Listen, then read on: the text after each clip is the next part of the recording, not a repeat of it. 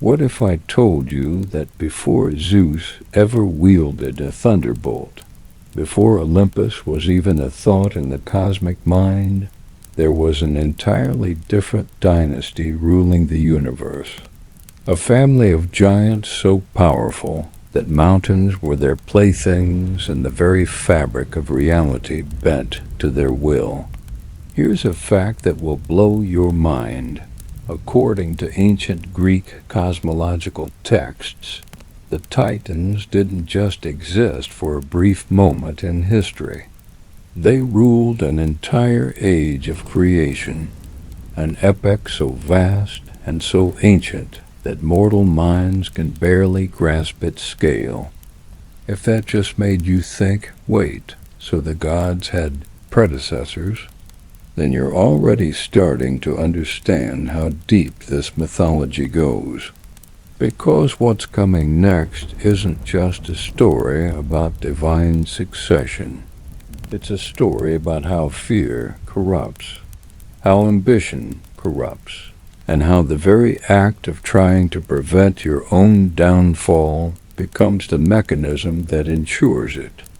You're going to absolutely love unraveling the dark, violent, and strangely tragic journey of how the universe itself was born, reshaped, and conquered by beings even the later gods feared to speak of.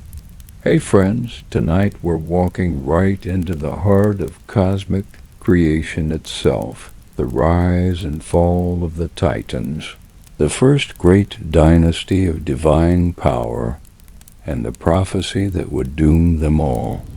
Before you get comfortable, like the video and subscribe, but only if you genuinely enjoy this kind of deep mythological storytelling.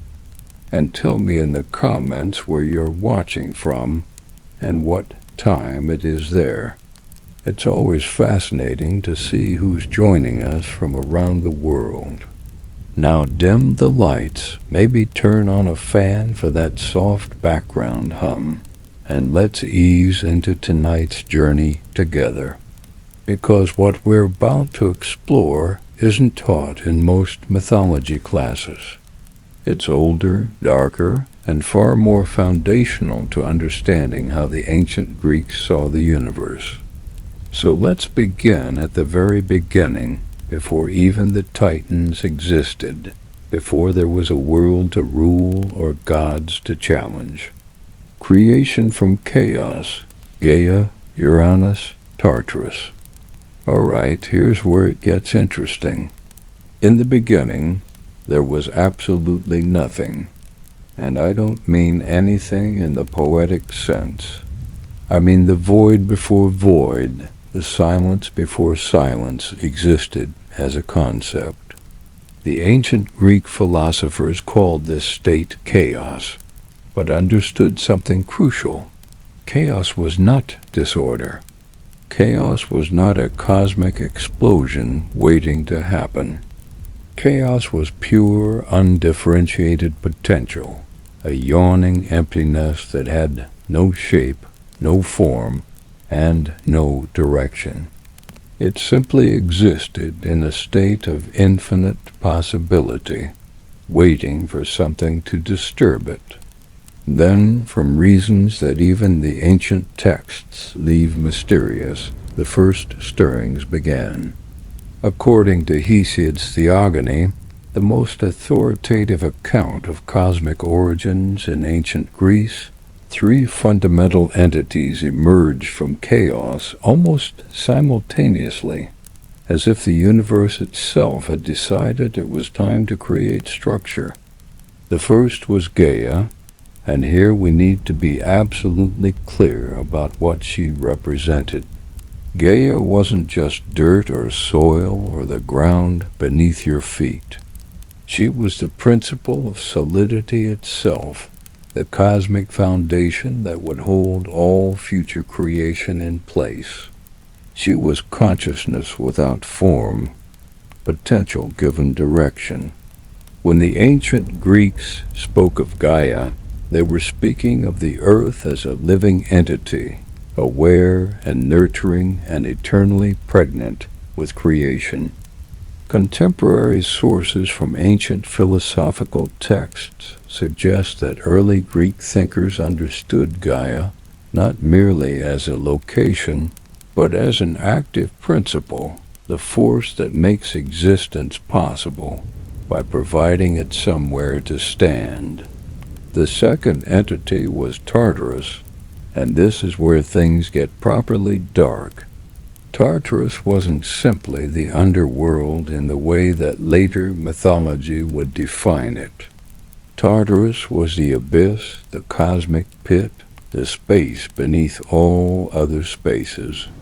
It was a void within the void, a prison that existed before there was anything to imprison. Imagine a mouth opening in the fabric of reality itself, ready to swallow anything that needed to be contained, anything that threatened the order of the cosmos. Tartarus was that mouth, and it represented the principle of constraint, of limitation, of the boundaries that would eventually hold back chaos. And then came Eros. Now this is crucial, because almost nobody gets this right. Eros was not Cupid, with his little arrows and playful mischief. Eros, in this primal form, was the force of attraction itself, the cosmic glue that would hold everything together. Picture this. You have Gaia suddenly aware of her own existence. You have Tartarus opening like an abyss below, and without Eros, without that binding force, everything would scatter. Everything would repel everything else. Eros was what made unity possible, what allowed separate things to connect and interact. Without Eros, there would be no cosmos. There would only be isolated fragments drifting in eternal separation. From these three fundamental forces came a cascade of new beings. Nyx emerged, the goddess of night, and the texts describe her as being clothed in shadows so thick and so deep that even chaos itself recoiled from her presence. She was not evil in any moral sense. She was simply the embodiment of darkness, the counterbalance to what would eventually become light. According to contemporary sources from ancient cosmological philosophy, Nyx represented the principle that not everything can be illuminated, that mystery and darkness are necessary parts of existence. Alongside her came Erebus, the darkness of the underworld itself, separate from Tartarus, but complementary to it. And when Nyx and Erebus came together, when night and underworld darkness unified, something unexpected happened. From their union came ether, the pure upper air that only gods could breathe, the shimmering atmosphere of the heavens. And from that same union came Hemera, the day, who was quite literally fated to chase her mother Nyx across the sky for eternity, not as punishment, but as the very mechanism that would create the cycle of day and night, the fundamental rhythm that would govern all existence. Picture what this means. The cycle of day and night wasn't a mechanical process caused by a spinning planet. In Greek mythology, it was a cosmic family drama, an eternal pursuit, a mother being chased by her own daughter, creating light by fleeing from it. Every sunrise and sunset was a moment in an ongoing narrative that had no beginning and no end, just an eternal cycling of presence and absence, light and darkness. But Gaia, patient and fertile beyond measure, was not content to simply exist as a foundation. She was the earth, and the earth creates. So from her own body, without requiring a partner or consort, she brought forth Uranus, the sky itself. He was both her son and her lover. And when he stretched across the heavens, encompassing her entirely, the world found its first real shape. Above was Uranus, vast and star-strewn, separated from everything below. Below was Gaia, broad and endless, stretching from horizon to horizon. And between them and that space of potential and longing, creation accelerated. Gaia also birthed other beings from her own flesh. The mountains rose from her body, great stone monuments that would anchor the earth and provide shelter for countless creatures. And Pontus emerged the sea, who surged with a will of his own before a single ship ever touched his waters. The sea was not passive. It was wild, restless, possessed of an agency that even the gods would eventually learn to respect and fear. Contemporary sources from ancient Greek natural philosophy suggest that later thinkers understood this creation as a statement about the fundamental forces of nature. Mountains, sea, earth, sky, these weren't just places. They were conscious principles, forces that acted according to their natures, that interacted with each other in ways that shaped reality itself.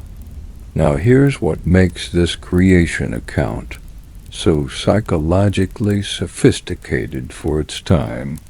The union of Gaia and Uranus was not gentle or romantic in the way we might imagine. The texts describe it as powerful, overwhelming, and almost violent. Every night Uranus would press down upon Gaia from above, his star-studded body covering her entirely, holding her beneath his weight. It was not consensual in the modern sense. It was domination, pure and simple. And yet from this violent union came creation. The cosmos itself was born from this act of cosmic possession. This tells us something crucial about how the ancient Greeks understood power and creation. They were not naive about the relationships between strong and weak, between those who possessed power and those who did not. They understood that creation often involves violation, that beauty often emerges from violence, and that the universe itself is built on relationships that would make us deeply uncomfortable today. The union of Gaia and Uranus lasted for an impossibly long time, not in years or centuries or even eons, but in cosmic time, a measurement so vast that it makes mortal timekeeping seem like the blink of an eye. During this period, the world took on its fundamental shape. The oceans found their beds, the mountains grew taller, the air thickened and began to support the possibility of life. Everything was being prepared, like a stage being set before the players arrived to perform their roles. But something darker was stirring beneath the surface. Gaia, for all her patience and her fertility, was not truly content. She was the foundation of everything, yes, but she was also subject to the constant pressing weight of her partner above her. She bore children, and they emerged from her body in an endless stream, each one a new principle, a new force, a new aspect of creation made manifest. And Uranus, the sky god who seemed so secure in his dominance, was beginning to be afraid. According to the ancient texts, Uranus looked upon the children being born from his union with Gaia and saw not the continuation of his line, but a threat to his power. Some of these children were beautiful and noble. Others were monstrous and strange. But all of them represented potential rivals, beings who might one day challenge his authority, who might one day decide that they deserve to rule rather than simply obey. Contemporary sources from ancient Greek tragedy suggest that later playwrights understood this moment as a turning point in cosmic history. It was the moment when fear entered the universe, when a ruler became paranoid about his own offspring, when the very act of creation became twisted by anxiety about what might be created. And so Uranus began to do something unspeakable. According to the ancient accounts, as each new child emerged from Gaia's body, Uranus would seize that child and force it back into her womb, not to be reborn, but to be imprisoned. It was literally returning them to the place they came from, sealing them inside their mother's body, trapping them in darkness where they could never grow, never develop, never become a threat. Picture what this means on a psychological level. These were not infants that could be comforted or reasoned with. These were cosmic principles, vast and powerful entities being forced back into confinement. And Gaia, the mother who had given birth to them, was forced to bear not just the weight of Uranus's body pressing down upon her from above, but also the weight of her own imprisoned children pressing up from within. The ancient text described Gaia's suffering in terms that are almost unbearable to read. She groaned beneath the weight of them. The earth trembled with her agony. She was being violated not just physically, but spiritually, metaphysically. She was a mother denied the right to nurture her children, forced to keep them trapped inside her body, conscious and aware, but unable to escape. And among the children that Uranus imprisoned were some of the most powerful beings in the cosmos. The Cyclopes Brontes, Sterops, and Arges are born with a single burning eye in the center of their brow, each one a master craftsman and a potential threat. The Hecatonchires, the hundred-handed ones, creatures so vast and so powerful that their very existence seemed to challenge the notion of any single being holding complete authority over creation. Uranus looked upon these monstrous children and experienced something close to existential terror. How could he possibly maintain control over a universe that contained such beings? And so he imprisoned them all, pushing them back into Gaia, sealing them away, creating what might be called the first prison in the history of existence. Tartarus, the abyss beneath everything, became their ultimate destination, a place below even the earth itself, a void within the void where even light feared to venture. Gaia endured this for an impossibly long time. She did not rebel immediately. She did not act in haste or in rage, but the suffering changed her. The ancient texts suggest that her grief gradually transformed into something else, something darker and more purposeful. It became determination. It became the seed of revolution. And then, in a moment that would echo through cosmic history, Gaia did something that no one had expected. She created a weapon.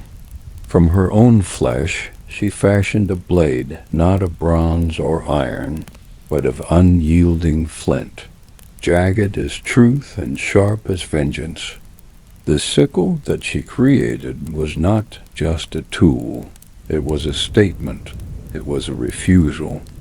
It was the moment when Gaia decided that she would no longer tolerate what was being done to her and to her children. According to the ancient sources, Gaia then went to her imprisoned children and revealed to them what she had created.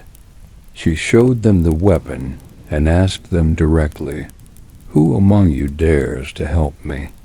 Who among you is willing to do what must be done?" Contemporary sources from ancient philosophical commentary suggest that this moment was understood by later Greek thinkers as a test. Gaia was not simply asking for assistance. She was testing the character of her children, seeing which ones truly understood the injustice of their situation, which ones were willing to fight for liberation.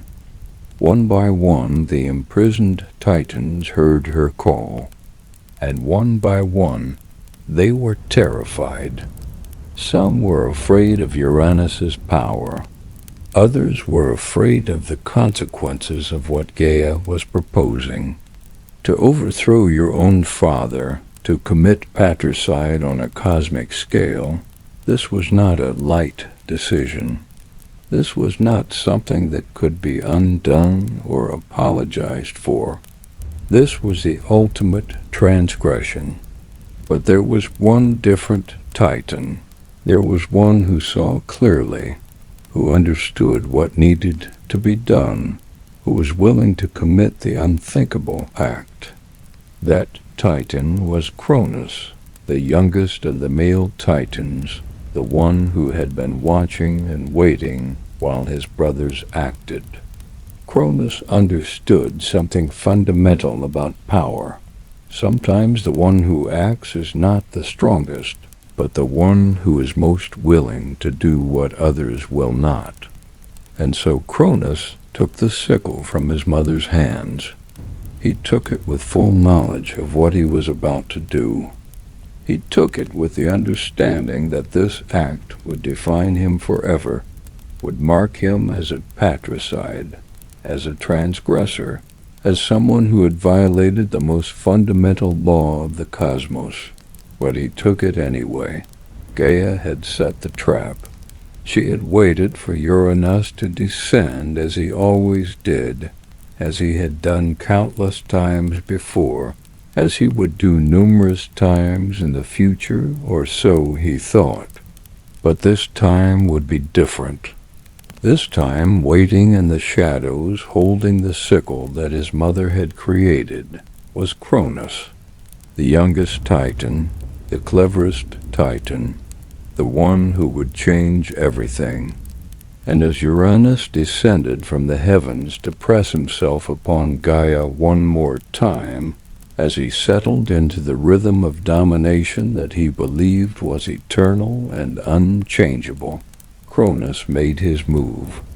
The blade that Gaia had forged from her own flesh rose in the darkness, and in a moment that would ripple across all of cosmic history, the first age of the universe came to an end.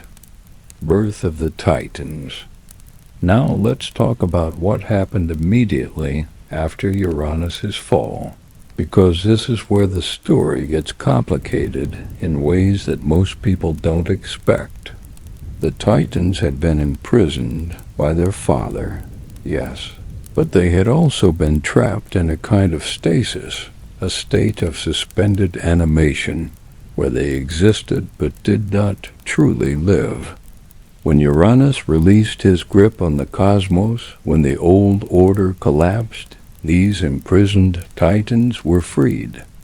But freedom for beings who had never truly lived, who had never had the chance to develop their full potential, was a strange and terrifying thing.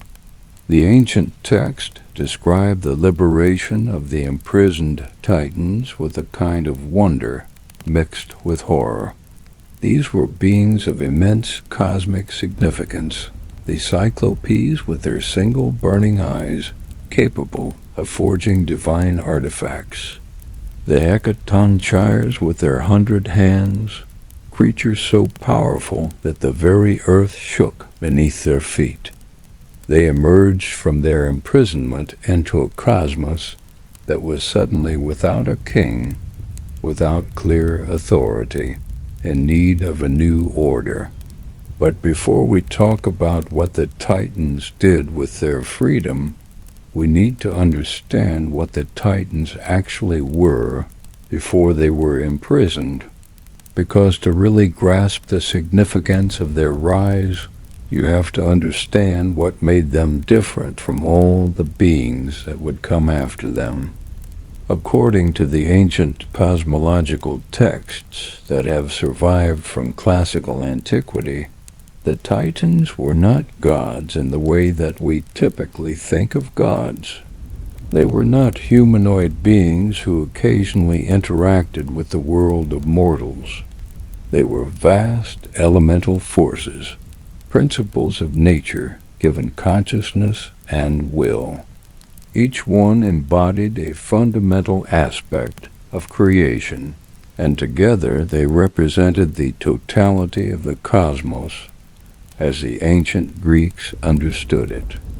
Contemporary sources from ancient philosophical texts suggest that later Greek thinkers understood the Titans as something closer to what we might call natural laws or cosmic principles made flesh. They were not separate from nature. They were nature itself, conscious and acting according to their deepest natures.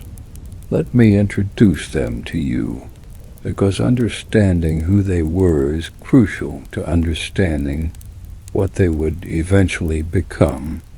Oceanus was the eldest, and he embodied the encircling river, not water in the ordinary sense, but the principle of circulation itself. To the ancient Greeks, Oceanus represented the ocean that surrounded the entire known world, the boundary between the familiar and the unknown, the edge of reality itself. He was literally the circumference of existence, the principle that gave shape to the cosmos by defining its limits. Hyperion was the Lord of Light itself, a being whose very presence illuminated the cosmos. Unlike Apollo, who would come much later and represent the sun as a specific celestial body, Hyperion represented light as a primal force, as the principle that made visibility itself possible. When the ancient texts describe Hyperion, they describe him not as a being with a physical form, but as a presence, an illumination, a force that could not be contained or limited by ordinary physical laws. Q's embodied inquiry and intellect, the cosmic principle of questioning, of seeking to understand, of examining the nature of things. He was not concerned with answers so much as with the act of asking questions, with the process of investigation, with the intellectual rigor that would eventually allow beings to understand their place in the cosmos. When the Greeks spoke of Q's, they were speaking of the birth of consciousness itself, the moment when the universe began to contemplate its own existence.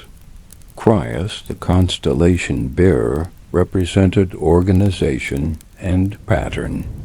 He was the force that transformed random points of light into meaningful constellations, which took the chaos of starlight and transformed it into navigation, into meaning, into language written across the night sky. According to contemporary sources, ancient Greek astronomers understood Cronus as the principle that allowed mortals to read the stars, to navigate by them, to use them as guides through darkness. Iapetus was the ancestor of humanity, and this is important because it meant that from the very beginning, in the cosmic order as envisioned by the ancient Greeks, mortals were not afterthoughts. They were connected to the divine hierarchy from the start. They descended from a Titan, which meant they were woven into the fabric of mythology from the very foundation of creation. And then there was Cronus, the youngest of the male Titans, and here's where patience and observation became more important than raw power. Cronus did not represent a fundamental cosmic principle in the way that his brothers did. Instead, he represented something more subtle and more dangerous: ambition. He represented the hunger for power, the willingness to wait, the capacity to see 10 steps ahead while others saw only the immediate moment. Cronus was a Titan who watched. Cronus was the Titan who planned. And Cronus was the Titan who would eventually reshape the entire cosmos through sheer force of will and cunning. The female Titans were equally significant, each one carrying within her the capacity to shape creation in fundamental ways. Rhea was the goddess of light in a different sense than Hyperion, where Hyperion was abstract illumination. Rhea was the mother of specific light bearers. She would eventually give birth to Helios, the sun, Selene, the moon, and Eos, the dawn. She represented the principle of maternal power channeling cosmic forces through generations. Rhea embodied abundance and flow, the principle of giving and providing. She was not passive fertility. She was active, dynamic, a force that shaped and molded and directed the abundance of creation. When the ancient texts describe Rhea, they describe her as the force that allows things to flourish, that channels resources, that nurtures potential into reality. Themis represented divine law and cosmic order. She was not an arbitrary law. She was justice, structure, the principle that allowed the chaos of raw creation to become a functioning universe. Contemporary sources suggest that ancient Greek philosophers saw Themis as essential to existence in a way that even some of the major Olympian gods were not. Without Themis, there would be no order. There would only be the endless cycling of power and weakness, strength and vulnerability, with no underlying principle to hold things together. Mnemosyne was the Titan of memory, and this cannot be overstated. Without Mnemosyne, nothing persists.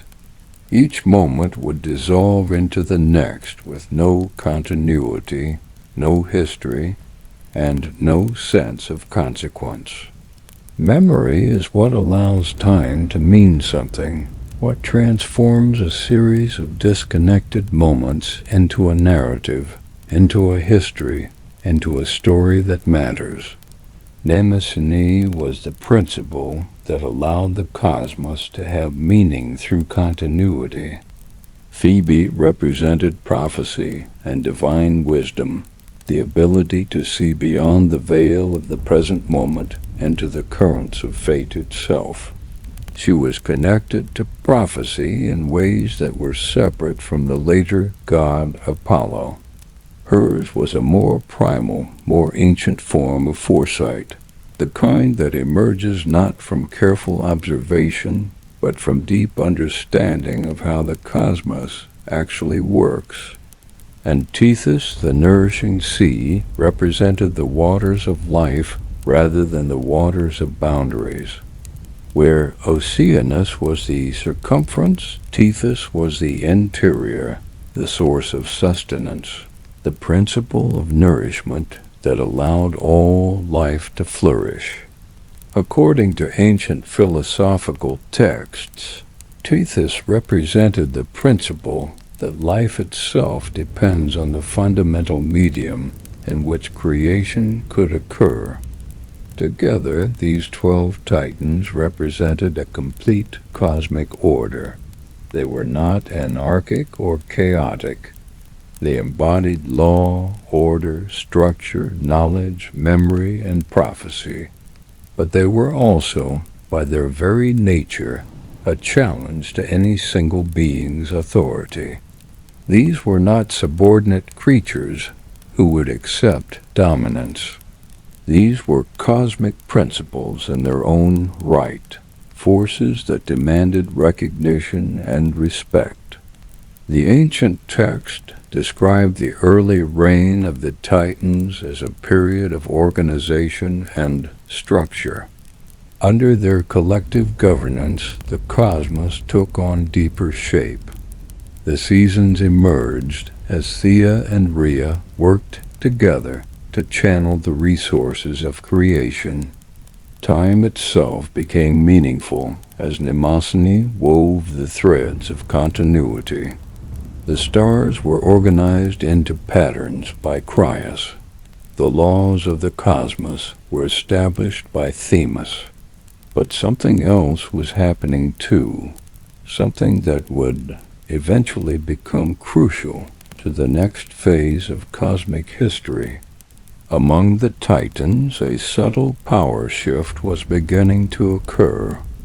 Cronus, the youngest, was not content to simply maintain the status quo. He was beginning to imagine what it might mean to consolidate power, to move from being one voice among many to being the single voice that mattered most. The early age of the Titans was not marked by the kind of overt conflict that would later define divine history. There were no wars, no betrayals, and no dramatic overthrows in this period. Instead, what characterized this era was a gradual shift in how power was distributed and understood among the Titans themselves. It was a slow dance of influence and subtle repositioning, the kind of political maneuvering that rarely makes for exciting stories, but that fundamentally shapes how societies function. According to the ancient texts, the Titans ruled for an impossibly long span of time. Not years or centuries or even millions of years, but cosmic epochs, periods so vast that they dwarf human comprehension. During this time, the world developed sophistication and complexity. The basic principles that Gaia and Uranus had established in their violent union were elaborated upon and refined by their Titan children. Contemporary sources from ancient Greek cosmological philosophy suggest that later thinkers understood this Titan era as representing a kind of golden age of cosmic governance. Not perfect, not free from conflict, but characterized by a level of order and sophistication that would only be matched later under different rulers. The Titans understood their roles. They understood their domains. They worked together with a kind of cosmic efficiency that created stability. But here's what makes this period so psychologically interesting. Even during this apparently stable era, the seeds of future conflict were being planted. The very structure that the Titans had created with Cronus slowly gaining influence with younger, principles beginning to challenge older ones, with ambitions starting to stir in hearts that had previously been content with their positions. This structure contained within it the mechanisms of its own eventual overthrow. The ancient texts emphasize something crucial about the Titans. that is often overlooked. They were not demons or monsters or evil beings. They were not the villains of the story. They were simply beings who had been born into a cosmos, given certain domains, certain responsibilities, and certain powers. And like all beings given power, they faced the universal challenge of how to maintain it, how to use it, how to prevent it from being taken from them. Hyperion, for all his brilliance and his illumination, was still just one voice among 12. Themis, for all her wisdom and her understanding of law, could not simply decree that order would persist forever. Mnemosyne, for all her capacity to maintain continuity, could not prevent change from occurring. Each Titan was powerful, yes, but each Titan was also limited, constrained by the presence of the others, unable to act unilaterally without risking resistance or rebellion. This is where Cronus's particular genius becomes apparent. While his older brothers and sisters were content to exercise their domains, to maintain the order they had collectively established, Cronus was thinking differently.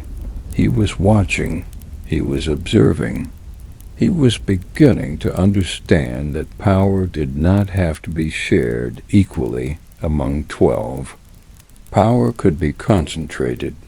Power could be held by a single being, or at least by a being who had enough cunning and enough allies to dominate the others. The ancient accounts describe Cronus as different from his siblings in personality as well as in ambition. Where Hyperion was brilliant but somewhat straightforward in his thinking, where Oceanus was content with his role as the boundary of creation, where Themis was focused on maintaining law rather than seeking dominance, Cronus was subtle. Cronus was strategic. Cronus was patient.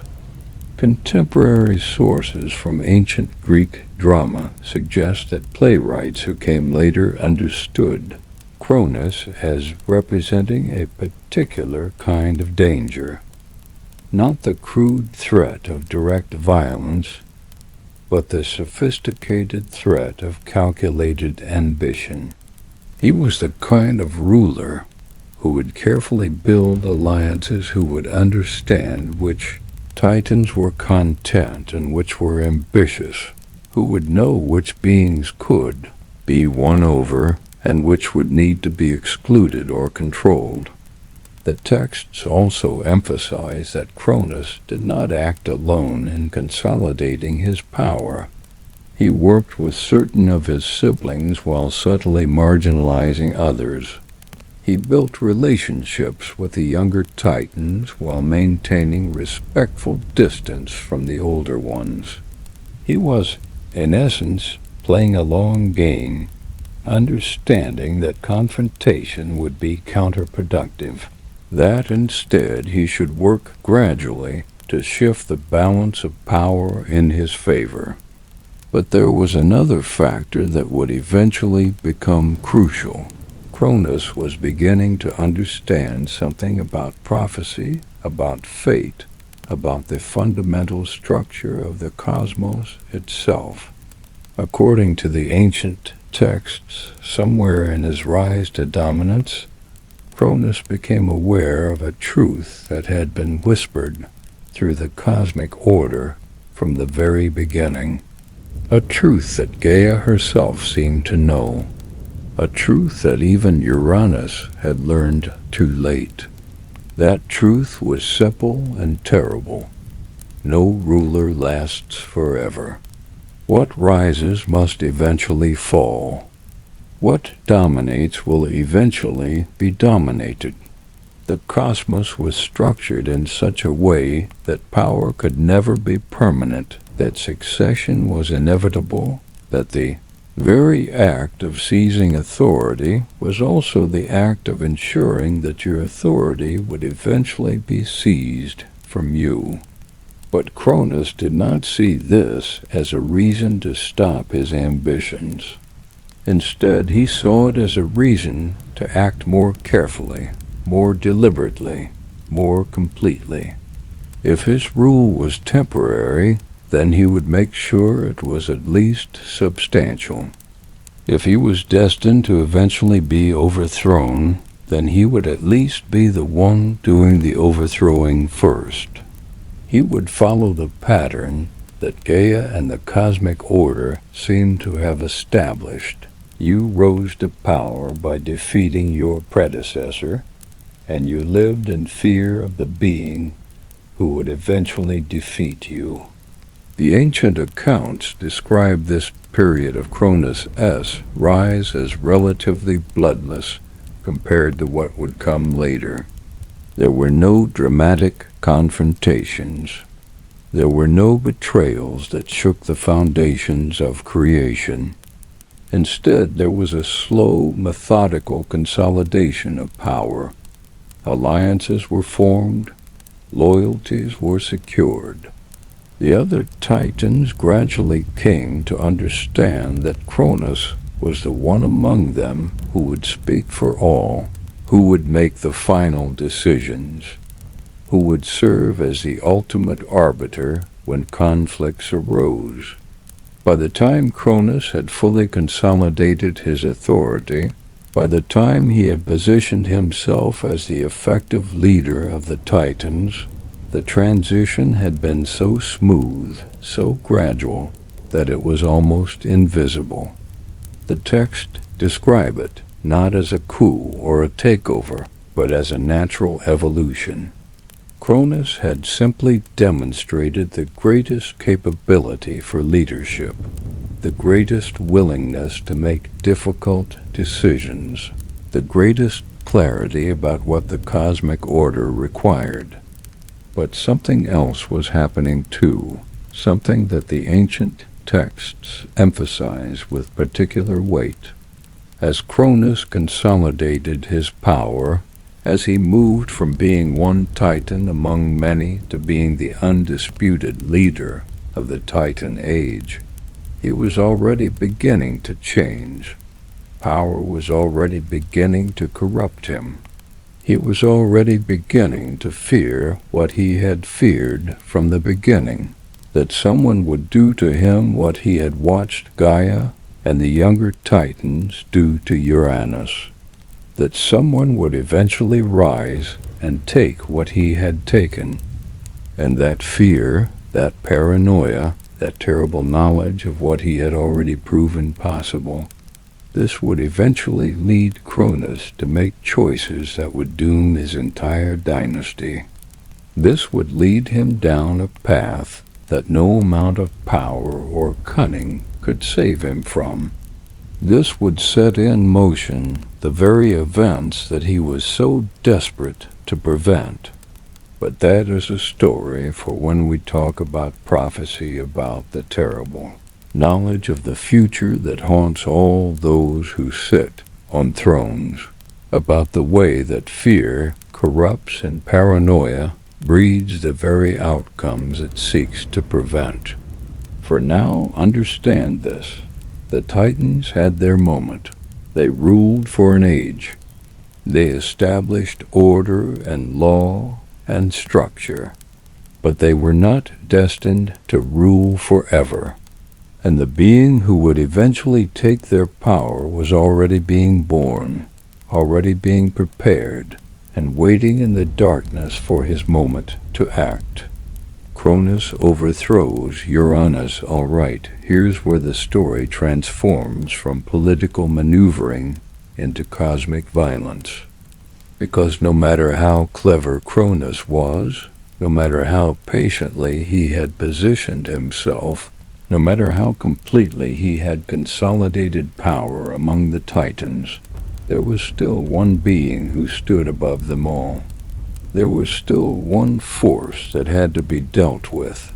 Uranus, the original king of the cosmos. the sky god who had ruled before the Titans even fully understood what ruling meant.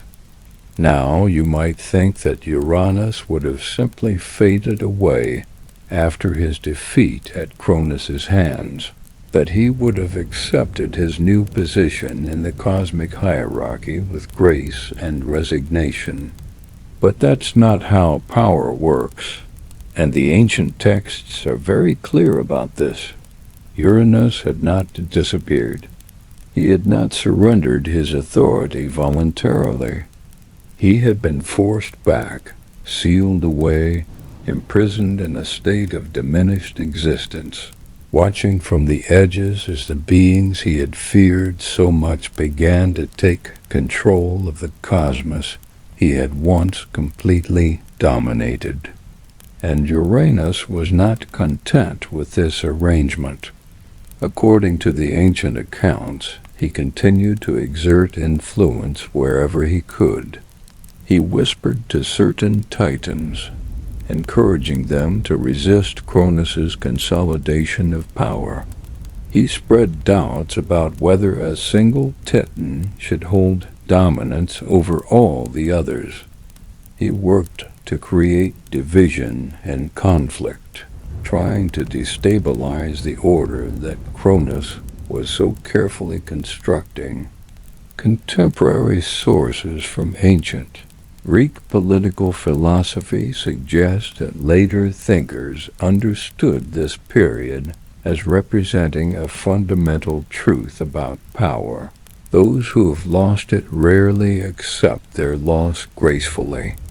They work to undermine those who have taken it from them.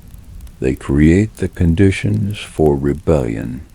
They poison the waters of consensus through whispered suggestions and subtle manipulation. But Cronus was not a fool. He understood what was happening.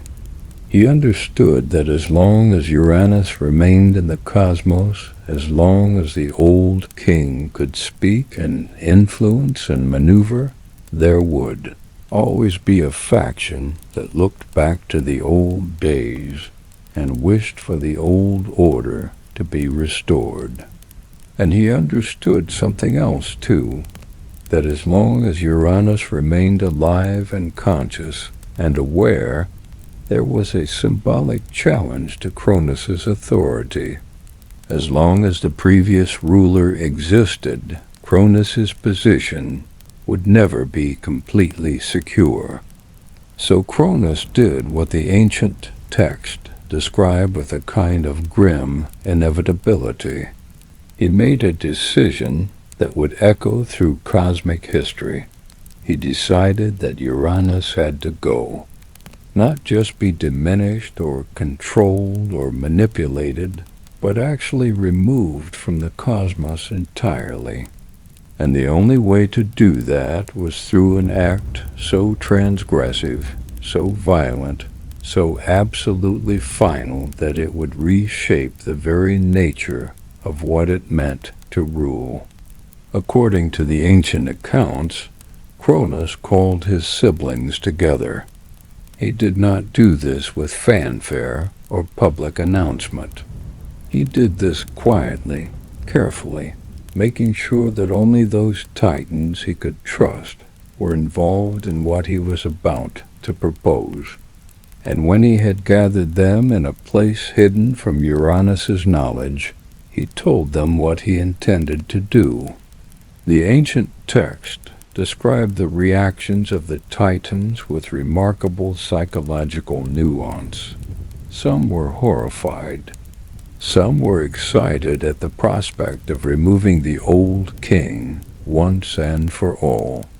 Some were ambivalent, understanding both the necessity and the terrible implications of what Cronus was proposing. But in the end, they agreed. They understood that Uranus had to be dealt with, that the old order could not coexist with the new, that something had to give. The plan itself was elegant in its brutality. Cronus would approach Uranus alone, under the pretense of reconciliation or discussion. He would catch his former enemy off guard, unprepared for violence. And then, in a moment of swift and terrible action, he would do what had to be done. According to the ancient accounts, when Cronus reached the place where Uranus had retreated, the sky god was almost expecting him. There was a kind of inevitability to the confrontation, as if both of them had always known it would come to this. There was no lengthy dialogue, no philosophical discussion about the nature of power or justice or the right to rule. There was only the moment itself, suspended in time, waiting for action. Cronus seized Uranus. The ancient texts describe it as swift and overwhelming, a confrontation between two cosmic powers struggling for dominance. Uranus, older and in some ways more powerful through sheer force of will, tried to resist. But Cronus was younger, driven by ambition and fear, and he had the advantage of surprise. More importantly, he was not trying to defeat Uranus in combat. He was trying to eliminate him. With a violence that the texts emphasize was absolute and final, Cronus brought down his own weapon upon his predecessor. And in that moment, Uranus's reign ended not with a whimper or a negotiated transfer of power, but with an act so transgressive that it would define everything that came after. The sky god was not just defeated. He was castrated. He was unmade. He was rendered powerless in a way that was both literal and symbolic. Contemporary sources from ancient Greek drama suggest that later playwrights understood this act as representing the ultimate assertion of dominance. It was not enough to defeat your enemy. You had to unmake him. You had to take from him the very source of his power and his identity. You had to ensure that he could never recover, never attempt a comeback, and never pose a threat again. The ancient accounts describe what happened in the moments after this act with particular attention to detail. Uranus, mortally wounded and humiliated beyond measure, did not linger in the cosmos. He retreated into the heavens, becoming distant, remote, fading from the world he had once completely dominated. Some versions of the myth suggest he simply ceased to be relevant, a force that still existed but no longer mattered. Others suggest he became something even more distant, the void above the sky, a presence that could not be directly perceived, but that still influenced everything from a distance. But before Uranus departed completely, before he faded entirely from the cosmic stage, he did something that would haunt Cronus for the rest of his existence. He spoke a curse, or perhaps not a curse, but a prophecy, a truth that he had always known would come to pass.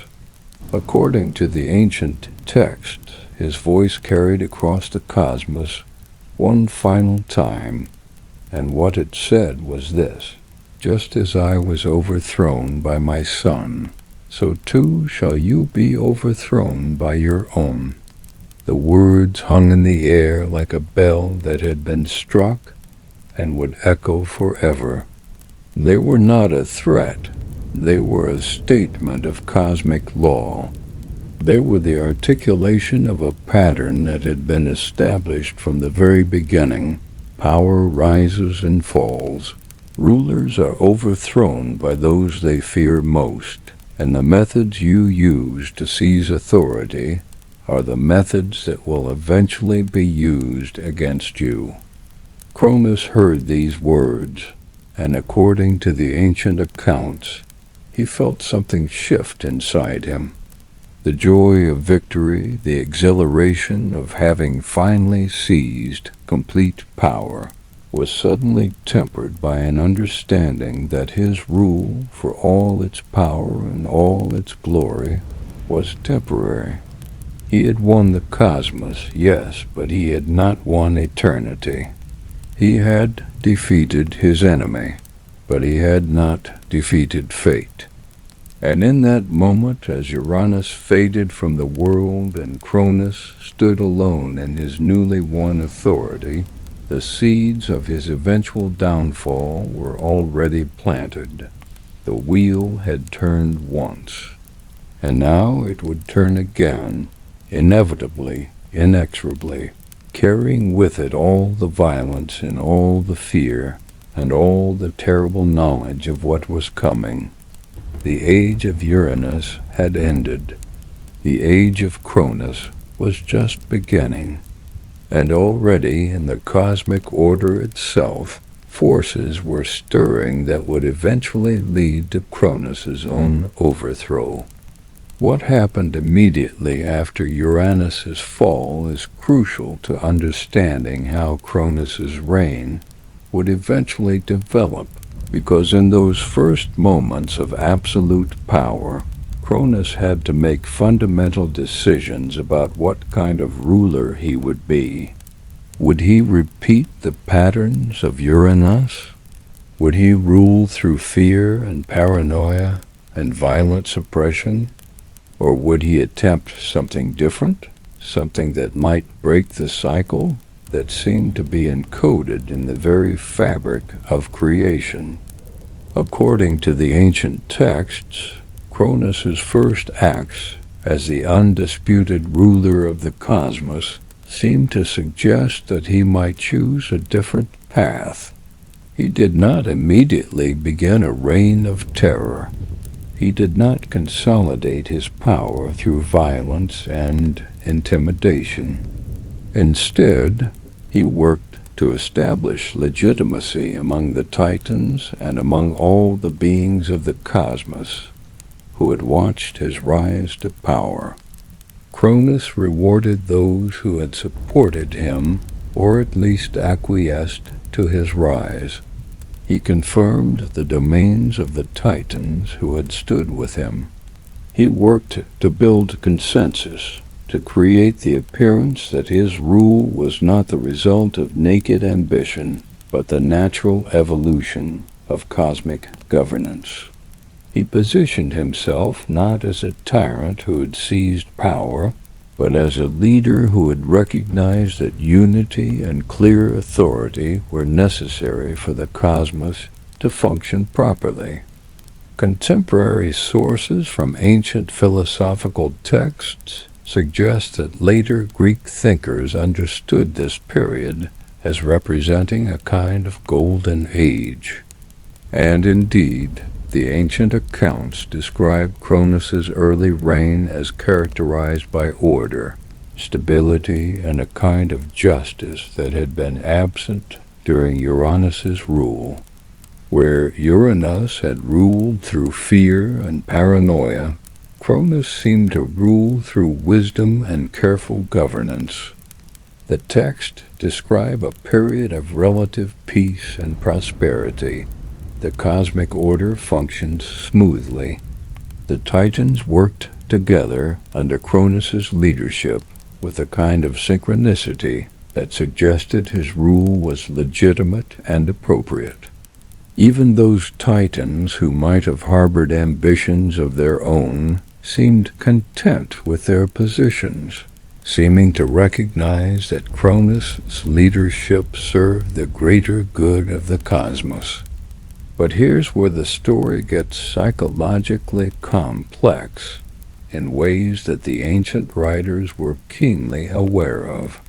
Even as Cronus ruled wisely and justly, even as he created an era of stability that would be remembered fondly in later ages, he was beginning to be haunted by something. That something was the prophecy that Uranus had spoken at the moment of his defeat, the words that had been whispered into the cosmic order that would echo forward through time. Just as I was overthrown by my son, so too shall you be overthrown by your own. According to the ancient accounts, Cronus could not stop thinking about these words. There was no nagging doubt that he could push aside. They were a constant weight, a persistent reminder that his power, for all its magnitude and all its glory, was temporary. There was a knowledge that ate at him from within, corrupting his sense of security, transforming his legitimate rule into an obsession with prevention and control. And here's the crucial insight that the ancient Greeks understood. Cronus had proven that the prophecy was possible. He had demonstrated the mechanism by which a son could overthrow a father. He had shown that it could be done through cunning and violence, and the willingness to commit acts so transgressive that they reshaped reality. In proving the prophecy true through his own actions, he had essentially guaranteed that it would hang over his head forever. Contemporary sources from ancient Greek tragedy suggest that later playwrights understood this as representing a fundamental truth about guilt and paranoia. When you have committed a terrible act, when you have proven that something is possible through your own actions, you cannot help but expect that others will do the same thing to you. The methods you use become the methods you fear. The violence you commit becomes the violence you anticipate being committed against you. And so Cronus began to change. Slowly at first, almost imperceptibly, but steadily and inexorably. He began to shift from being a ruler focused on governing the cosmos to being a ruler focused on preventing his own overthrow. He began to pay attention to power dynamics in ways that were obsessive rather than practical. He began to see threats where none existed. He began to imagine scenarios in which his children would one day rise against him. The ancient text described this transformation with a kind of tragic inevitability. Cronus had not intended to become paranoid. He had not wanted to become a tyrant. But the knowledge of the prophecy, combined with the proof that it was possible, because he himself had fulfilled it through his actions against Uranus, transformed him. He became consumed with a need to prevent what he believed was inevitable, and in becoming consumed with preventing his own overthrow, and becoming obsessed with ensuring that the prophecy would not come true, Cronus was already in the process of making it come true. He was already creating the conditions under which his children would eventually have reason to rebel, reason to resist, reason to work toward his downfall. The ancient philosophers who commented on this myth understood it as a profound statement about how paranoia breeds the very outcomes it seeks to prevent. Cronus's attempt to secure his power through ever more desperate measures would eventually lead to the very situation he was trying to prevent. His fear would become the instrument of his own destruction. But that destruction was not immediate. First, Cronus had to take the next terrible step. First, he had to decide what to do about the children he would eventually have, the beings who would be born from his union with one of his sisters, and the young beings who might one day pose a threat to his rule. And it was in making that decision and taking that next step that Cronus would truly doom himself, because the act he was about to commit was so terrible, so completely beyond the boundaries of what even a cosmic being should do, that it would poison his entire reign and ensure that everything he feared would eventually come to pass. But we'll get to that in the next part. For now, understand this. Cronus had defeated his enemy, but he had not defeated destiny. He had won the throne, but he could not keep it. And the very act that had made him king, his willingness to commit the unthinkable, had sealed his eventual fate. Prophecy of the Father and Son. Now let's talk about the thing that truly shaped the cosmos more than any weapon, more than any army, more than any individual act of violence or cunning. We're talking about words. Specifically, we're talking about a prophecy so terrible, so inescapable, and so fundamentally true that it would define the entire trajectory of divine history.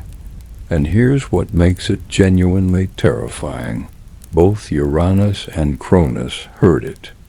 Both of them knew it was coming, and neither of them could do anything to stop it. Let's rewind to that moment after Cronus had castrated Uranus, after the old sky god had been defeated and humiliated and cast down from his throne. Uranus was broken, yes, but he was not silenced. According to the ancient texts, as he retreated into the heavens, as he felt the weight of his defeat pressing down upon him, he spoke. His voice carried across the cosmos, not in rage, but in something closer to certainty. And what he said was this: "Just as I was overthrown by my son, so too shall you be overthrown by your own." Now, here's the thing that most people get wrong about this prophecy. It wasn't unique to Cronus. It wasn't even new information. According to the ancient accounts, Gaia had whispered this same truth long before Uranus ever spoke it aloud. The prophecy existed at a level deeper than mere words. It was embedded in the very structure of cosmic law, woven into the fabric of creation itself, as immutable and as eternal as the principles that govern the turning of the seasons or the cycling of the stars. But there's a crucial difference between knowing something theoretically and hearing it spoken by the being that destroyed you. When Uranus spoke those words, he was not inventing a new fate. He was confirming an old one. He was acknowledging something that had always been true. The cosmos was not designed for permanence. Power was not meant to be eternal. What rose must eventually fall.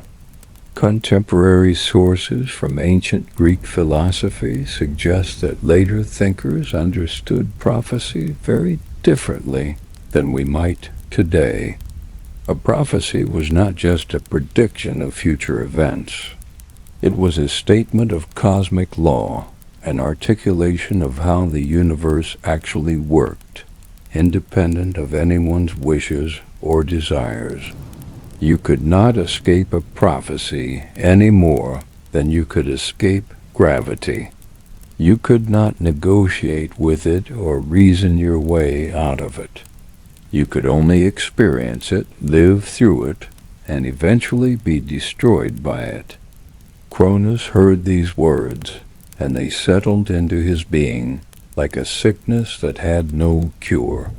According to the ancient accounts, he did not dismiss them as false or convince himself that he could prevent them through sheer force of will. Instead, he accepted them as truth and organized his entire existence around the attempt to prove them false.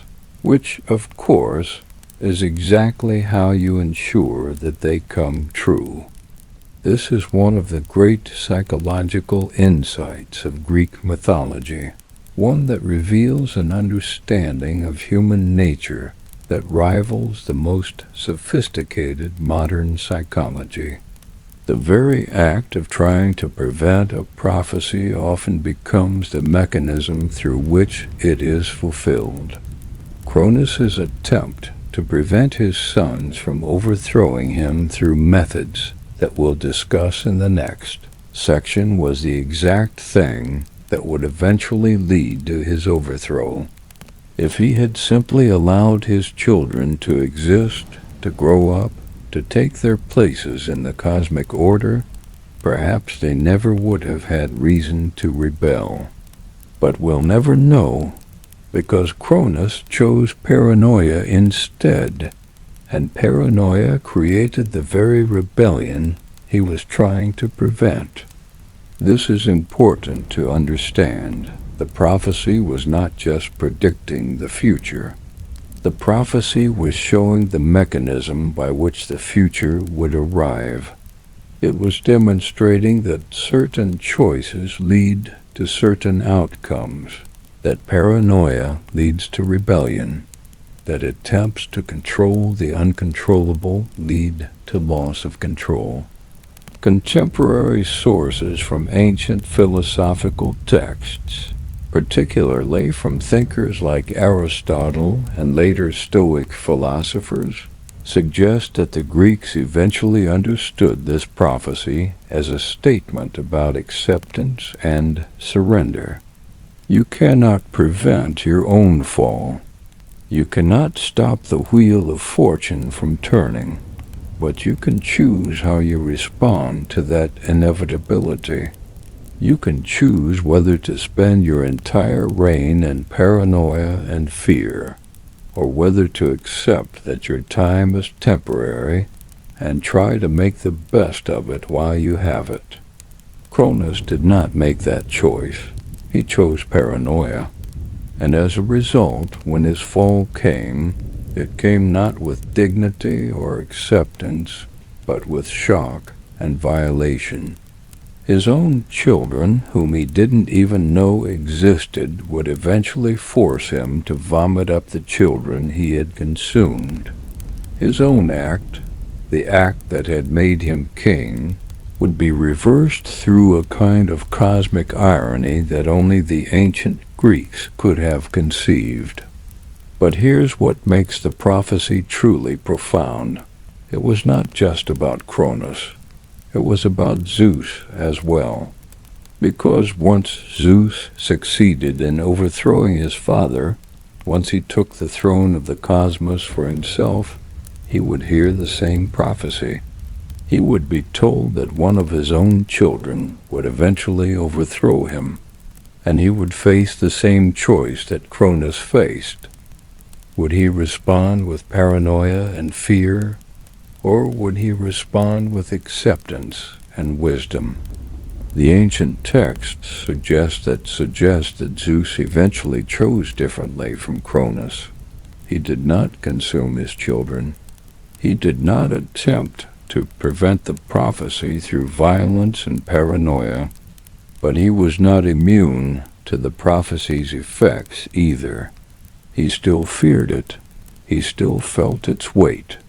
He still had to make choices in response to the knowledge of his own eventual fall. And this is perhaps the greatest wisdom encoded in the prophecy of Father and Son. It is not just about the inevitable rise and fall of rulers. It is about the fact that every generation must make choices about how to respond to the knowledge that their time is limited, that their power is temporary, that the future will inevitably bring change.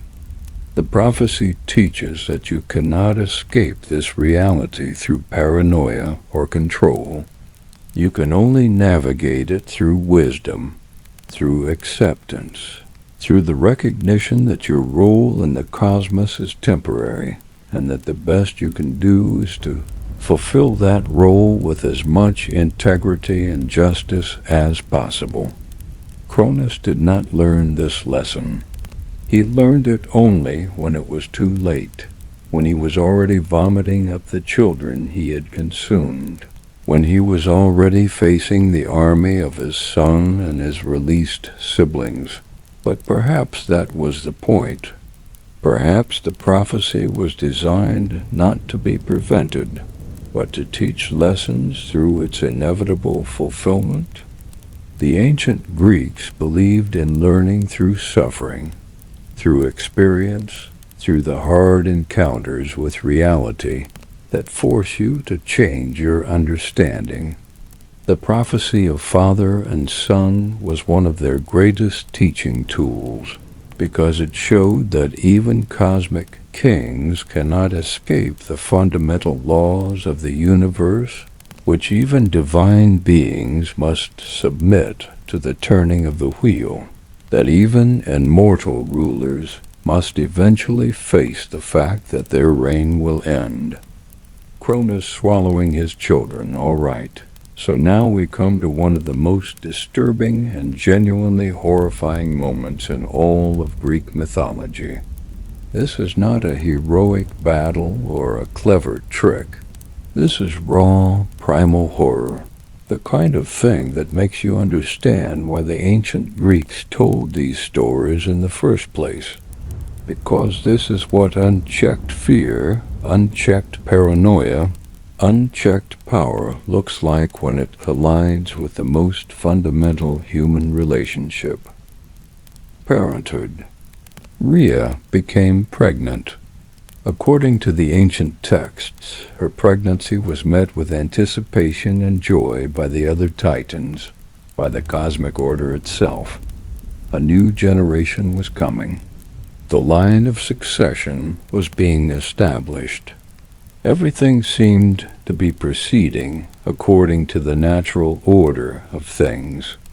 Cronus, too, waited for the birth, but he waited with dread rather than joy. He waited because he knew what was coming, or thought he knew. He had heard the prophecy. He had internalized it. He had made it the center of his existence. When Hestia was born, Cronus faced his first real test. Here was a child, his child, flesh of his flesh, blood of his blood, a daughter. And according to the prophecy, it would be a son who would overthrow him. But Cronus was taking no chances. He couldn't risk any of his children growing up to challenge him. He couldn't risk the possibility that one of them, male or female, might one day decide to follow in his footsteps, to do to him what he had done to Uranus, that someone would eventually rise and take what he had taken. So in a moment of pure, undiluted horror, Cronus took the infant Hestia from Rhea's arms and swallowed her whole. Not as a metaphor, not as a symbolic act. The ancient texts are quite clear on this.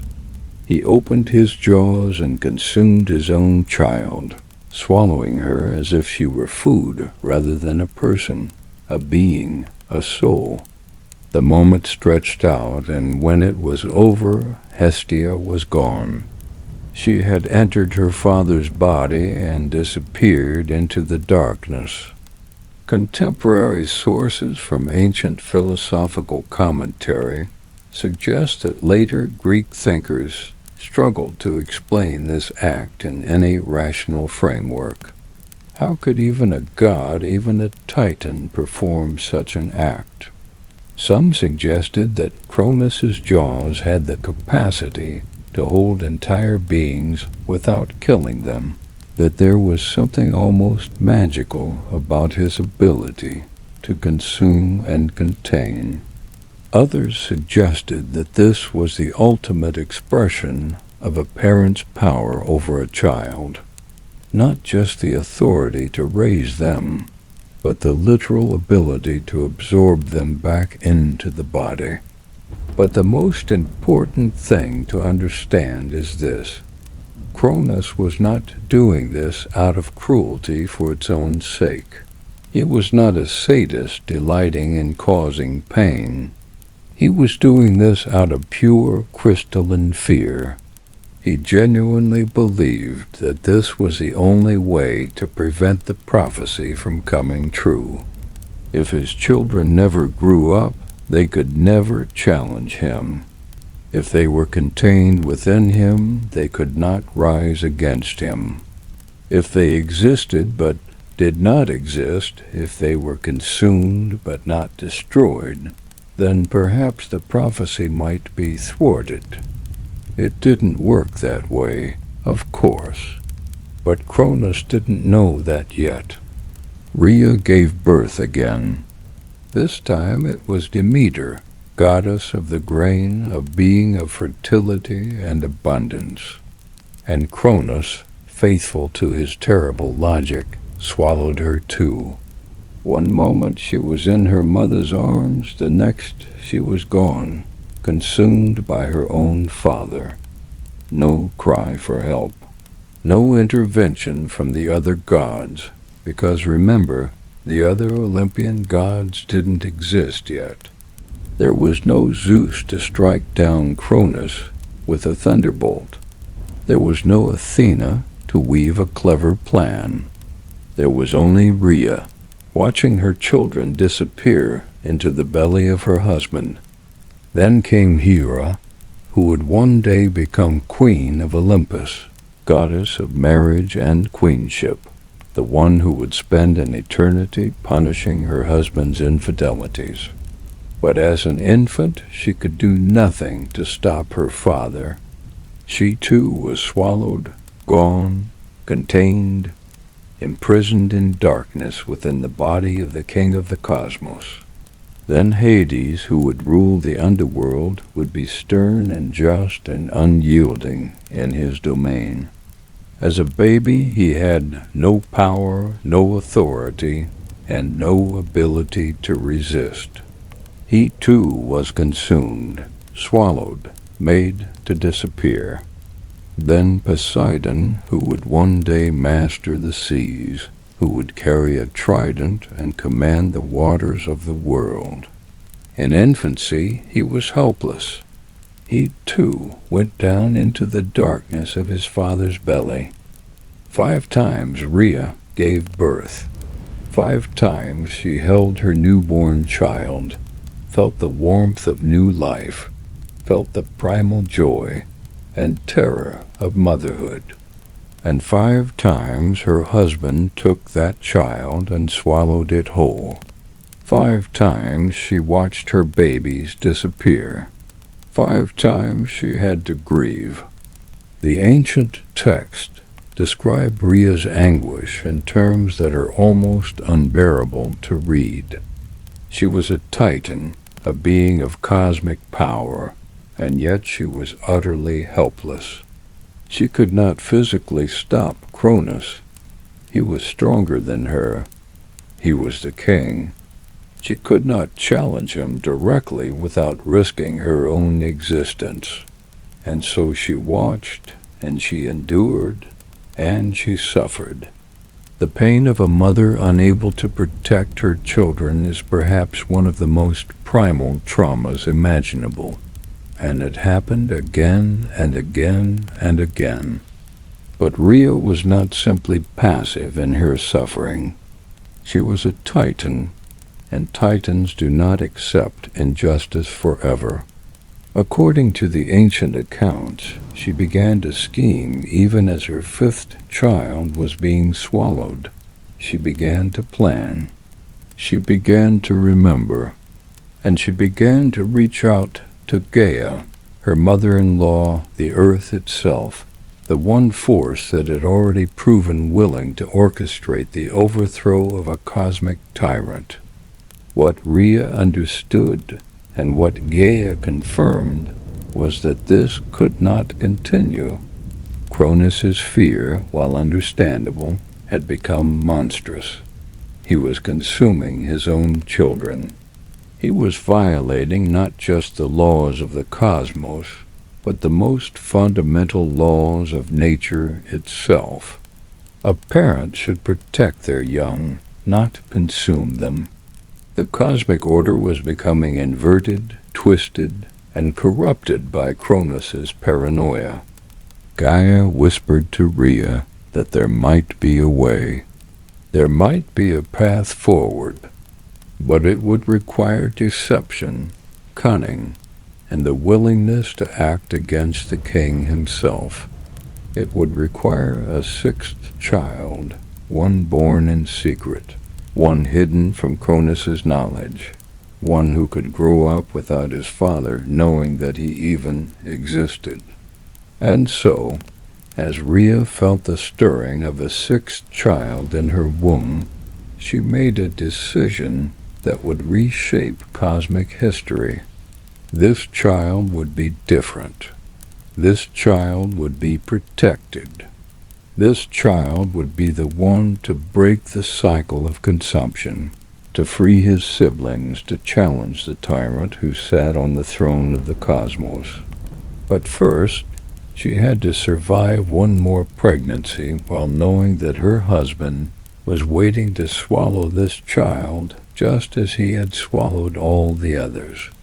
She had to maintain her composure, hide her plan, and prepare for the act of deception that would change everything. The ancient texts suggest that Rhea's patience during this time was superhuman. She carried the child to term, all the while watching Cronus, studying him, waiting for the moment when she could act. She was not just a victim anymore. She was becoming an agent of change, a participant in the overthrow of the tyrant who shared her bed. Now, to truly understand what it meant to be one of the swallowed children, we need to consider what existence was actually like in that imprisoned state. Because here's the thing that makes this story even more disturbing than it initially appears. According to the ancient texts, the children were not killed. They were not destroyed. They were simply contained. Imagine being an infant, feeling the warmth of your mother's arms for mere moments, and then suddenly being engulfed by your father's mouth. Imagine the darkness, the wetness, the pressure of being inside another being's body. Imagine the terror of not understanding what was happening, of being trapped in absolute darkness with no way out. Now imagine that this was not death, this was imprisonment. You were alive in there. You were conscious. You were aware of your own existence, even as you were contained in this impossible, nightmarish space. The ancient philosophers and poets who commented on this myth suggest that the children existed in a kind of suspended state within Cronus's body. They were not being digested. They were not being destroyed, but neither were they free. They were trapped in a space that was not quite alive and not quite dead, conscious but unable to act, aware but unable to escape. Contemporary sources from Orphic religious texts and later philosophical commentaries suggest that this was a deliberate part of the myth. The idea that these beings, these titans-to-be, these proto-Olympians, were literally imprisoned in a space beyond normal reality. They existed in a state that modern people might almost compare to being in stasis or suspended animation, except it was horrifying rather than peaceful. They could not grow. They could not develop. They could not become what they were meant to be. Think about what this means symbolically. These were beings of immense cosmic power, or rather they would be beings of immense cosmic power if they were ever freed. Hestia would be the goddess of the hearth, connected to every home, every sacred fire. Demeter would be the goddess of the harvest, controlling whether humanity lived or starved. Hera would be queen of the gods. Hades would be lord of the dead. Poseidon would master the seas. These were cosmic forces, fundamental powers of the universe, and they were all trapped inside their father's body, unable to access their own natures, unable to fulfill their cosmic functions, imprisoned by the very fear that had created them. The world itself, in some ways, suffered from this imprisonment. According to the ancient texts, with these cosmic principles locked away inside Cronus, the universe was not functioning at its full capacity. The harvests were not as abundant as they might have been because Demeter was imprisoned.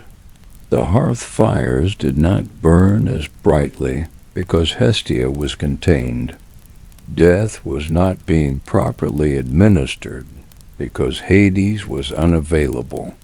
The seas were not being fully commanded because Poseidon was trapped. The cosmos was broken, but it was a subtle brokenness, the kind that you might not notice immediately. It was like living in a world where everything was slightly muted, slightly diminished, and slightly off-key, and only those who understood the cosmic order deeply could sense what was missing. Rhea, of course, knew exactly what was missing. She had given birth to these children. She had felt them stir within her womb. She had held them in her arms for mere moments before Cronus took them. She carried the knowledge of their existence like a wound that never healed. But she also carried something else. She carried hope, because even though her children were imprisoned, they were not destroyed. As long as they lived even in this suspended, imprisoned state, there was the possibility of their liberation. And as long as they could be liberated, there was the possibility of change. The ancient accounts describe Rhea's emotional state during this period as one of quiet devastation mixed with steely determination. She was not hysterical or broken. She was grieving, yes, but she was also planning. She was mourning, but she was also preparing. Every day that she lived in Cronus's palace, she was studying him, learning his patterns, understanding his weaknesses. She also worked with Gaia in secret. The two women, the Titan Queen and the Cosmic Earth Mother, formed an alliance that was deeper than blood or duty. They were united in their opposition to Cronus's rule, not because they hated him personally, but because his rule was unjust. Because fear should not be the foundation of cosmic order. Because children should not be consumed by their parents, even in this metaphorical, mythical sense. One crucial thing to understand: Rhea did not ask Cronus to stop. She did not plead with him, did not try to reason with him, and did not attempt to convince him that his actions were wrong, because she understood something fundamental about power and fear. You cannot reason someone out of a position they did not reason themselves into. Cronus's fear was not intellectual, it was existential. It was the fear of a being who had already committed the ultimate transgression, castrating his own father, and who knew that such transgressions could be repeated. And so instead of trying to convince him, Rhea decided to deceive him. She decided to use her wits against his power, her cleverness against his paranoia, her knowledge of cosmic principles against his desperate attempt to control fate itself. The stage was being set for an act of cosmic deception that would dwarf the simple trickery of the sickle, an act that would require not just physical deception, but metaphysical deception, an act that would play on Cronus's own paranoia and turn it against him. But before we get to that, we need to understand what Rhea and Gaia were planning. We need to understand the birth of the child who would change everything. We need to understand how the youngest of Cronus's children would become the one who would free all the others and reshape the cosmos itself. That child was Zeus, and his birth was unlike any other birth in the history of the cosmos. And in that understanding lay a strange kind of freedom. If you accepted that your fall was inevitable, if you accepted that the future belonged to the next generation, then perhaps you could stop fighting so hard against it. Perhaps you could find peace in the knowledge that you were participating in something larger than yourself, something that would continue long after you were gone. But there's a darker side to this prophecy that we need to examine, because understanding it is crucial to understanding why the ancient Greeks told these stories in the first place. The prophecy of father and son was not just abstract cosmic law. It was personal. It was intimate. It was about the relationship between parent and child, about trust betrayed, about the primal fear that anyone who has power must eventually face, that the very beings you create, the very beings you should be able to trust most completely, might one day turn against you. This fear is not unique to gods or to mythology. Contemporary sources from ancient Greek drama and literature suggest that the fears encoded in the prophecy of father and son were fears that ordinary people experienced. Parents feared their children would betray them. Children feared their parents would destroy them. And underneath these individual fears lay a deeper truth, that all relationships are built on fragile foundations, that trust can be shattered, that even the most fundamental bonds could be broken. The prophecy articulated this fear in cosmic terms. It took the intimate terror of parent-child betrayal and magnified it to the level of the entire universe. In doing so, the ancient Greeks were trying to make sense of something fundamental about human existence, that we are all trapped in cycles of power and submission, that we all must eventually cede our authority to the next generation, that we are all both children rebelling against parents and parents fearing rebellion from children. Cronus understood this on some level. He didn't consume his children just because he feared abstract prophecy. He consumed them because he feared the specific reality of what children represent: the future, the unknown, the end of your own era. By consuming them, he was not just trying to prevent a prophecy. He was trying to stop time itself, to prevent the future from arriving, to keep the present moment frozen forever under his control. But time cannot be stopped. The future will arrive whether you try to prevent it or not. And in Cronus's case, his attempt to prevent the future actually accelerated it, brought it closer, and made the confrontation inevitable rather than merely possible.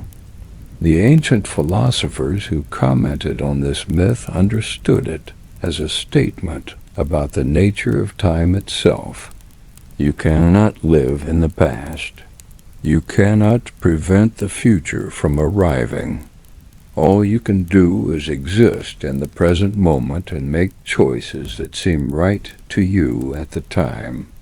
But those choices have consequences that ripple forward, that create the future you are trying to prevent. In the case of Cronus, this meant that his paranoia, his fear, and his attempt to control everything created the exact conditions under which Zeus would eventually challenge him. The consumed children, trapped in darkness inside their father's body, would be freed. The betrayed wife, Rhea, would conspire against him. The hidden son of Zeus would grow up in secret, preparing for the moment when he would be strong enough to act.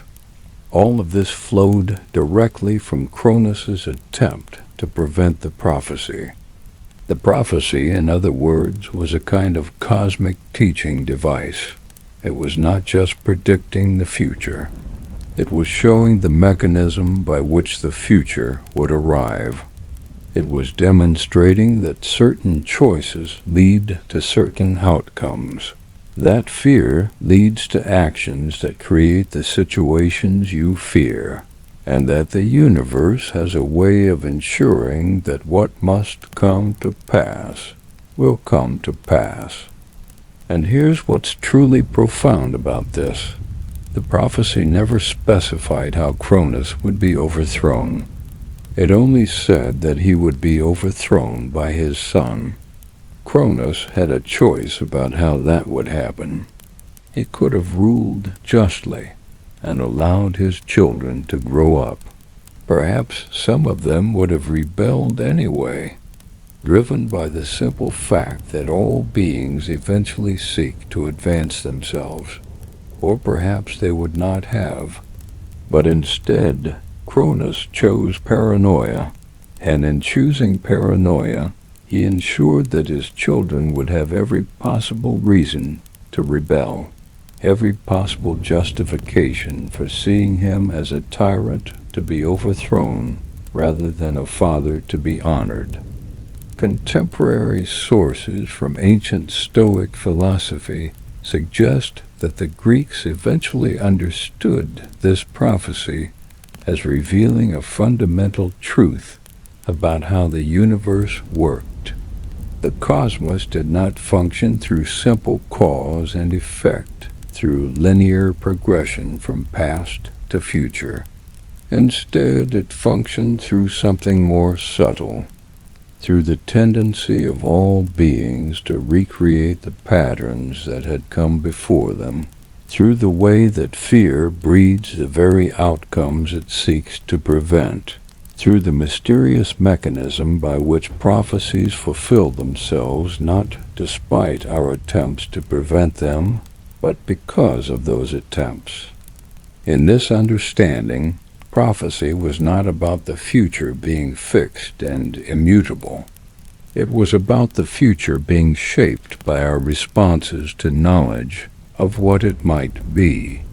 Cronus had heard a prophecy about his overthrow.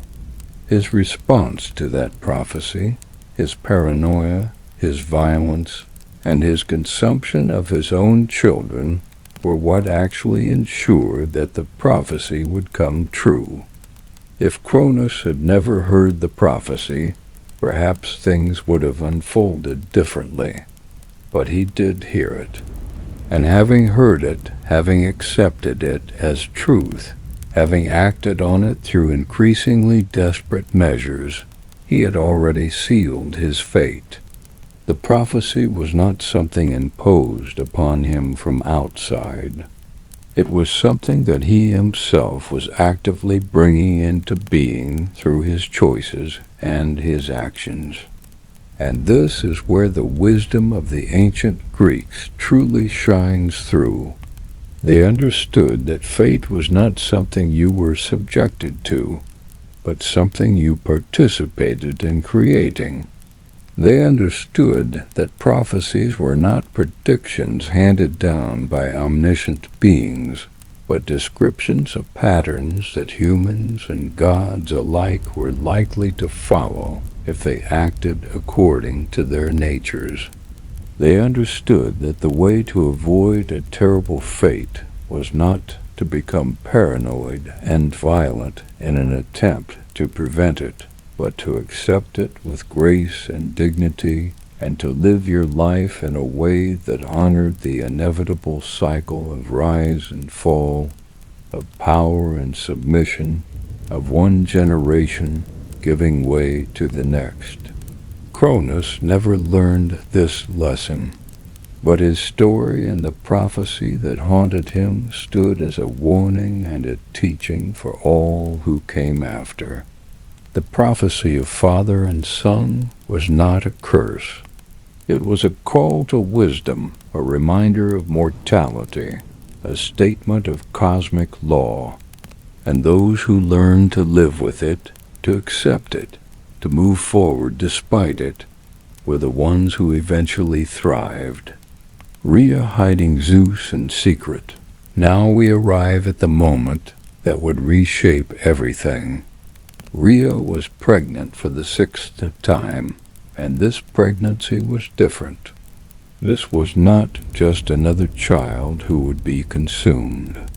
This was the child who would change the course of cosmic history. But Rhea couldn't let Cronus know that. She couldn't let him suspect that anything was different about this pregnancy. She had to maintain the illusion of normalcy while secretly preparing for the most audacious act of deception ever committed. The ancient text described Rhea's state during this time with remarkable psychological depth. She was terrified, not just for herself, but for the unborn child she carried. She knew what Cronus would do if he discovered her plan. She knew that the king of the cosmos, paranoid and desperate, would not hesitate to do whatever it took to prevent the prophecy from coming true. But she also knew that this was her only chance. This was the moment when the cosmic order could be remade, when justice could be restored, when her imprisoned children could be freed. So Rhea consulted with Gaia, and together they made a plan. It was a plan that required not just courage, but a deep understanding of how the cosmos worked, of how perception shaped reality, of how deception could work on even a god. The plan was elegantly simple in its conception, but terrifyingly complex in its execution. When Rhea felt that her time was near, she and Gaia began to move. They could not act in Cronus's palace, could not give birth under the watchful eye of the king, who had proven himself willing to consume his own offspring. They needed somewhere else, somewhere that Cronus could not reach or would not think to look. According to the ancient accounts, Rhea fled to the island of Crete, not the Crete that mortals would later know, with its palaces and cities, but the primal, sacred Crete that existed at the edge of the known world, where the mountains met the sky and deep caves opened beneath the earth like mouths ready to swallow secrets. Crete was a place of power, a place where the veil between the material and the divine was thin, and a place where Gaia's influence was strongest. On Mount Ida, in a hidden sanctuary far from the eyes of the cosmos, Rhea gave birth. According to the texts, her labor was attended by nymphs and shepherds, by beings who understood the significance of what was happening. And when the child emerged, when Zeus took his first breath and let out his first cry, something extraordinary occurred. The cry of the newborn Zeus shook the trees. His eyes opened before his first breath had fully entered his lungs. When he grasped his mother's finger with his tiny hand, he held it with the strength of fate itself. From the moment of his birth, Zeus was different. There was something in him that transcended ordinary infancy, something that spoke of destiny, of power, of the capacity to change the world. Contemporary sources from ancient commentaries suggest that the gods themselves sensed his birth, that there was a tremor in the cosmic order at the moment when Zeus entered existence. Even Cronus, sitting on his throne in his palace, might have felt something, a disturbance, an echo, a warning. But Rhea and Gaia had planned for this too. Now came the crucial part of the deception. Cronus was expecting another child. He would come to Rhea, demanding to know if she had given birth. He would expect to swallow the infant just as he had swallowed all the others. And Rhea had to satisfy that expectation without actually giving him their child. So they created a substitute. According to the ancient texts, Gaia provided a stone, a large stone, wrapped carefully in swaddling clothes, disguised to look exactly like an infant. It was a brilliant deception, one that played on Cronus's expectations. He was so focused on preventing the prophecy that he wasn't thinking clearly. He wasn't examining what he was consuming. He was simply acting on instinct, on fear, on the compulsion to contain and control. When Rhea presented the wrapped stone to Cronus, she did so with the demeanor of a mother who had just given birth, exhausted and emotional. According to the texts, she held it out to him with trembling hands. She told him that this was their child that she had given birth to successfully, that everything was as it should be. Cronus, paranoid but also supremely confident in his own power, took the bundle from her. He barely looked at it. He didn't examine it carefully or consider whether something might be amiss. He simply opened his jaws and swallowed it whole, just as he had done 5 times before. The stone went down into the darkness of his belly, where his 5 previously consumed children waited in their imprisoned state. And Cronus, satisfied that he had once again prevented the prophecy from coming true, returned to his throne. He had no idea what he had actually swallowed. He had no way of knowing that beneath Mount Ida, in a hidden cave, his true son was even now being nursed by divine beings, being hidden by the very forces of nature that he thought he controlled. The ancient text described the moment of Zeus's birth and hiding as a turning point in cosmic history. Not because Zeus was inherently more powerful than Cronus at that moment. He wasn't. He was an infant, utterly dependent on his mother and on Gaia for survival. But because for the first time there was now a being in the cosmos who could grow up free from Cronus's paranoia, who could develop his full power without being contained, who could eventually become the instrument of Cronus's downfall. But hiding Zeus required more than just keeping him away from his father's eyes. It required protecting him from discovery, from the cosmic forces that Cronus could command, from the paranoia that might lead the king of the Titans to search every corner of creation for the child he knew he was looking for. Gaia understood this, so she arranged protections around the infant Zeus, According to the ancient accounts, she placed him in the care of the Curetes warriors who would later become known as the guardians of the infant god. These were not ordinary soldiers. They were beings who existed at the boundary between the material and the divine, capable of moving between worlds, of understanding the hidden ways of creation. The Curetes took up residence on Mount Ida, and every night they danced and clashed their shields together. The sound they made was not just noise.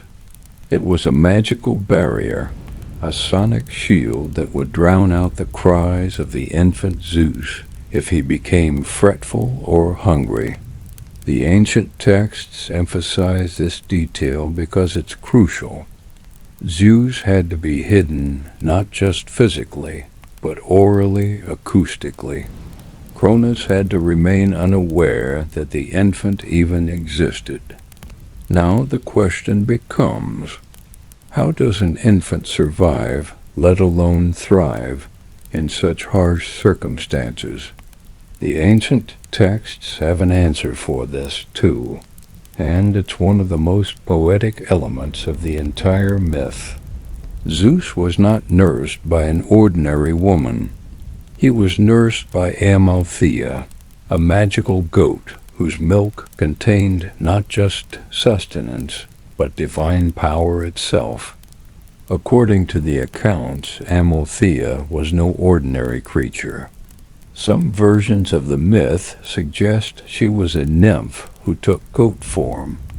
Others claim she was a goat from the very beginning, a being of pure primal nature, gifted with the capacity to nurture divinity. The crucial thing is that her milk was not just food. It was a transformation. It was the substance that allowed Zeus to grow strong, to develop his full potential, to become what he was destined to become. The ancient text describes Zeus nursing from Amalthea with particular attention to the symbolic weight of this act. Here was the future king of the gods, the being who would reshape the entire cosmic order, drawing sustenance from a goat. Something is humbling about it, something that reminds us that even gods begin in dependence, in vulnerability, in need. Contemporary sources from ancient Greek philosophy suggest that later thinkers understood Amalthea as representing the principle of divine nourishment itself, the idea that growth and development required not just protection, but active feeding, active sustenance. In hiding, Zeus, Gaia, and Rhea were not just keeping him safe. They were ensuring that he would be properly nurtured, that he would become strong enough to fulfill his cosmic destiny. But there's more to the story of Amalthea than just milk. According to the myth, at some point during Zeus's infancy, Amalthea was injured. One of her horns broke off either accidentally or through some divine accident. And from that broken horn came something extraordinary, the cornucopia, the horn of plenty, the symbol of endless abundance and bounty. This detail is crucial because it connects Zeus's hidden infancy to themes of abundance, of plenty, of the restoration of cosmic order. In hiding and protecting Zeus and nurturing him to strength, the forces of nature were investing in a future where scarcity would be replaced by plenty, where the cramped, fearful world of Cronus's rule would be expanded into something richer and more generous. When Amalthea eventually died, the texts don't specify exactly when or how Zeus honored her sacrifice by placing her hide among the stars. He transformed her remains into a constellation. ensuring that her memory would persist forever in the heavens. The goat who had nursed the future king of the gods was memorialized in the very sky that Zeus would one day command. But while Zeus was growing strong under the protection of Gaia, the Curetes and Amalthea, something important was happening in Cronus's palace. The king of the Titans was beginning to grow uneasy. According to the ancient texts, Cronus sensed something. He couldn't quite put his finger on it, couldn't quite articulate what was wrong, but something in the cosmic order was off. He had swallowed 6 children. He had contained them all. He had prevented the prophecy from coming true. And yet the prophecy still haunted him. The words still echoed in his mind. Just as you were overthrown by your son, so too shall you be overthrown by your own. Was it possible that he had missed something? Was it possible that one of the children had escaped somehow? Was it possible that his plan had failed? These questions gnawed at him, eating away at his confidence, the way that his fear had eaten away at his conscience. Contemporary sources suggest that Cronus's paranoia during this period was almost pathological. He began to search. He sent out his agents to scour the cosmos, looking for signs of a child, for evidence that his plan had somehow failed. He questioned the Titans about whether they had seen anything unusual. He scrutinized the cosmic order, looking for anomalies. But Gaia, the earth herself, protected the secret. She was the foundation of reality, and she would not reveal the location of Zeus. She had orchestrated his birth and his hiding, and she would maintain the deception for as long as it took. Years passed, and when we talk about years in the context of cosmic mythology, we're talking about periods of time that dwarf human comprehension. Zeus grew from an infant into a youth, nourished by divine milk, trained by the Curetes, protected by Gaia and Rhea, entirely unknown to Cronus and the other Titans. As Zeus grew, so too did his power. The ancient texts describe him becoming stronger day by day, his capacity for action expanding, his understanding of the cosmos deepening. He learned not just from his guardians, but from the very fabric of creation itself. He learned how the cosmos worked, how power flowed, how the order of things was maintained.